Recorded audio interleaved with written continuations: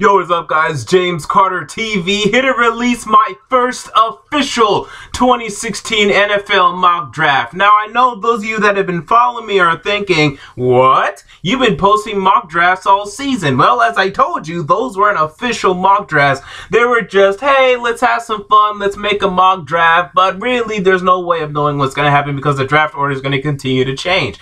Now the draft order is almost done. Every team except for the playoffs, they will be drafting in their positions if they keep their picks. So now I feel comfortable making a first official mock draft. Now, the order for the playoff teams go in the order of my current playoff projections, which are probably going to be wrong.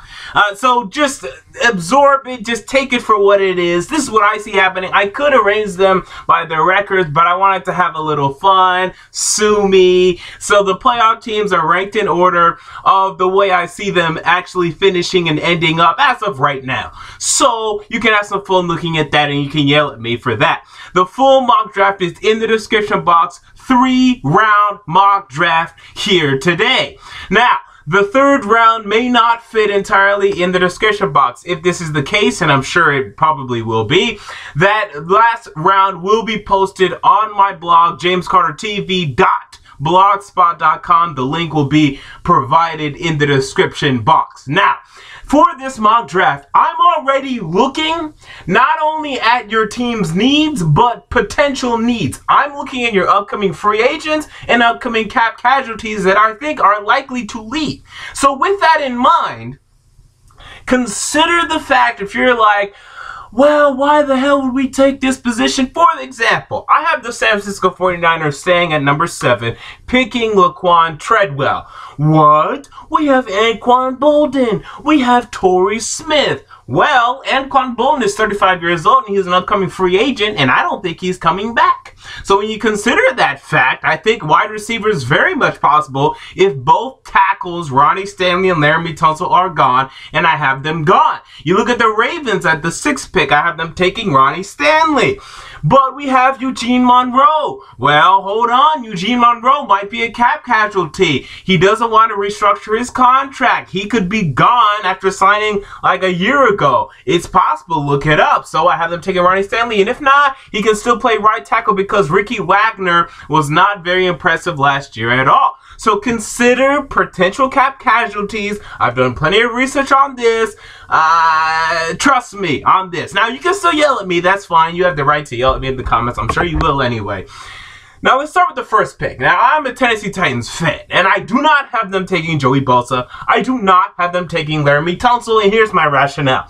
There is a new head coach and general manager coming into the Tennessee Titans, which opens the door for quite a bit of change on the roster. However, an incoming GM and an incoming coach is going to know a couple things coming in, and then they're going to know more when they start looking at the film. And that is defensive end / outside linebacker is the second to third, probably third strongest position on this Titan roster. They currently have Brian Orakpo and Derek Morgan at the outside linebacker position, and if you have them playing a 4-3 at the defensive end position, that is their third strongest position behind quarterback, tight end, boom. It's defensive end / outside linebacker, pass rusher.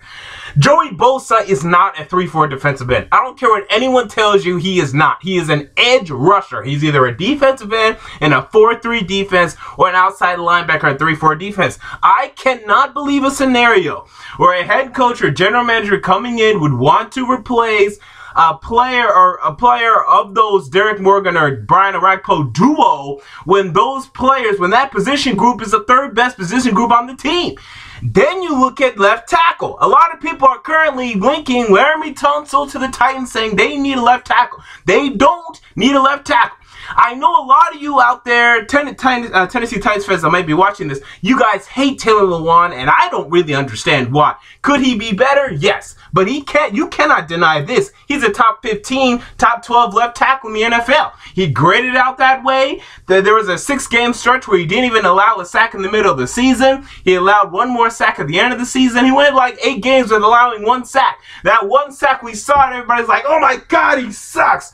he really doesn't suck. He just had one bad play, and then everyone's like, oh my god, he sucks again. He's actually pretty freaking good. And an incoming general manager, an incoming head coach is going to see this and is going to be hesitant to want to pick another tackle. I'm not convinced. Laremy Tunsil is going to come in next year as a rookie and play better next year as Taylor Laquon played this year. I'm not betting my money on that, and I don't think a potential general manager or head coach would either. So I don't have them taking Laremy Tunsil. I don't have them taking Joey Bosa. The consensus number 3 overall prospect that is picking up more steam is Jalen Ramsey, and this is a perfect fit. The Titans are in need of a nickel corner / safety, a guy in the secondary that can make plays, ball hawking, turnover making, safety / corner. This is exactly what the Titans need. It's a little bit of a reach, but not really. I mean, if you need a certain position, the Titans need a secondary player, a playmaker in the secondary, or a wide receiver. Those are the 2 biggest needs, either secondary or wide receiver. Those are the biggest needs. And then right tackle. So would you rather take a right tackle with the first pick, or would you rather take a ball hawking, turnover making safety / corner that is going to be in your secondary for the next 10 years and could possibly a transcended talent in the secondary?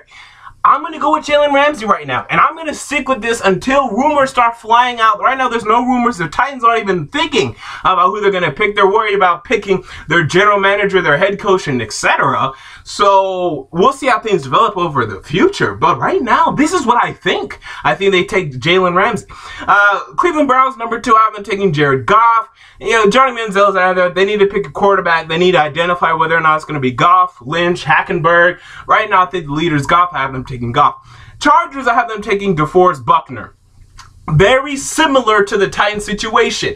Outside linebacker is not an issue. If you would have talked to me last year, it would have been an issue because Jeremiah Tauchi would have still been unproven. Melvin Ingram would not have ascended to that elite pass rusher status. Now he has. He got 10.5 sacks this season. Jeremiah Tauchi got 6.5 or 6 sacks this season. They are now a formidable pass rush duo. You don't need to add Joey Bosa to that. What you need, and what you've needed for a while now, is a defensive lineman. Impact defensive lineman in that 3-4 defense that can penetrate the offensive line, get to the quarterback, and disrupt the run. That has been a big issue for yours, and you would like for some secondary help as well. Now, the Titans just took safety Jalen Ramsey, so that takes him off the board. You could take Vernon Hargreaves here, but instead I like Deforest Buckner, who I think is going to start rising up draft boards very quickly, rising up mock drafts. This is a guy that's very talented on that defensive line.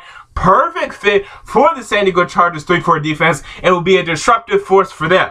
4th, I have the Cowboys taking Joey Bosa. I don't think the Cowboys should even consider taking a quarterback until round 2, probably round 3. You have Tony Romo. He's good enough for now. Yes, he's injury prone, but more years than not, he's healthy. Don't take one of these quarterbacks. Take Joey Bosa, who I think is honestly the best player of the draft, but when other teams have other needs, they need to go over there. And that's why I have the Titans, the Browns, and the Chargers not taking him. Cowboys, sit there, take him, and let Greg Hardy walk, please. Because you're going to get the same production, nearly. I mean, Greg Hardy's better than Joey Bosa at this juncture. But I think eventually Joey Bosa will reach that Greg Hardy type talent, except without the headache and pain that he causes you.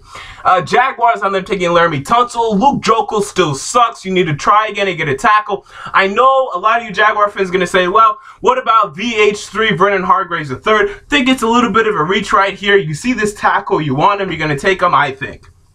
Ravens, again, I already discussed that since the 49ers. Dolphins, I'd be taking Vernon Hargreaves III. Brent Grimes looks like he might be a cap casualty, and even if he's not, you need a number 2 corner because pass defense was an issue for you this year. That's why I have you taking him. Tampa Bay Buccaneers, Denny Lansana, upcoming free agent for you guys. If you re-sign him, you can forget about this pick, but for right now, I have you taking Myles Jack out of UCLA.